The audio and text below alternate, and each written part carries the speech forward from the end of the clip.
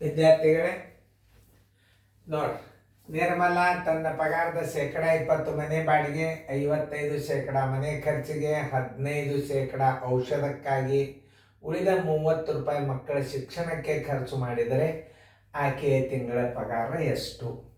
ಒಂದೊಂದು ಗಣಿತಗಳು ಭಾಳ ನಮೂನಿ ನಾವು ರೀತಿ ಒಳಗೆ ಕಲಿಸ್ಬೋದು. ಆದರೆ ಇದು ಸರಳವಾಗಿ ನಾವು ತಿಳ್ಕೊಬೇಕಾದದ್ದು ಭಾಳ ಸರಳ ರೀತಿಯಿಂದ ಕಲಿಸ್ತು. ಲಕ್ಷ ಕೊಟ್ಟು ನೋಡ್ರಿ. ಆಕೆ ಪಗಾರ ಕಂಡು ಹಿಡಿಬೇಕಾದ್ರೆ ಮೊದಲ ಪಗಾರ 100 ಅದ ಅಂತ ತಿಳ್ಕೊಬೇಕು. ಅವು ಶೇಕಡಾ ಪ್ರಮಾಣದ ಖರ್ಚುಗಳನ್ನು ಕೂಡಿಸಿ ಕಳೆದಕ್ಕಿಂದ ಉಳಿತದಲ್ಲ, ಆ ಉಳಿದದಕ್ಕೆ ಏನಿರ್ತದೆ, ಇಷ್ಟು ಉಳಿದಾಗ 100 ಸಂಬಳ ಇರ್ತದೆ, ಇಷ್ಟು ಉಳಿದಾಗ ಎಷ್ಟು ಸಂಬಳ ಇರ್ತದೆ ಅನ್ನೋದು ಕಂಡುಹಿಡಿಬೇಕು. ಮೊದಲು ಏನು ಮಾಡಬೇಕು, ನಿರ್ಮಲಾ ತನ್ನ ಪಗಾರದ 20% ಮನೆ ಬಾಡಿಗೆ, 55% ಮನೆ ಖರ್ಚಿಗೆ, 15% ಔಷಧಕ್ಕಾಗಿ, ಉಳಿದ 30 ರೂಪಾಯಿ ಮಕ್ಕಳ ಶಿಕ್ಷಣಕ್ಕಾಗಿ ಖರ್ಚು ಮಾಡಿದರೆ ಆಕೆ ತಿಂಗಳ ಪಗಾರ ಎಷ್ಟು? ಉಳಿದದ್ದು ಇದಕ್ಕೆ ಶೇಕಡ ಇಲ್ಲ. ಖರ್ಚು ಮೊದಲೇನು? ಸಂಬಳ 100 ಇರಲಿ, ಸಂಬಳ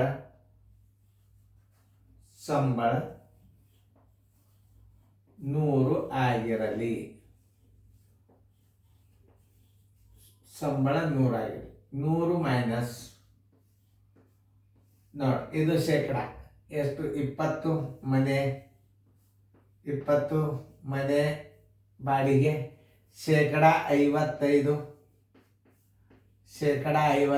ಮನೆ ಖರ್ಚಿಗೆ, ಶೇಕಡ 15 ಇದಕ್ಕೆ ಔಷಧಕ್ಕಾಗಿ. ಯಾಕಂದ್ರೆ ಇದು ಶೇಕಡ ಆಯ್ತು, ಇದು ಉಳಿದದ ಹಣ ಅದ. ಅವಾಗ ನೀವು ಉಳಿದದ ಹಣ ತಗೋಬೇಕೀಗ. 100 ಮೈನಸ್ 55, 75, ಒಂದು 85, ಒಂದು 5, 90. ಶೇಕಡ 90 ಏನಾಯ್ತು? ಖರ್ಚು ಬರ್ತೀವಿ. ಬರೋಬ್ಬರಿ 10% ಉಳಿತು.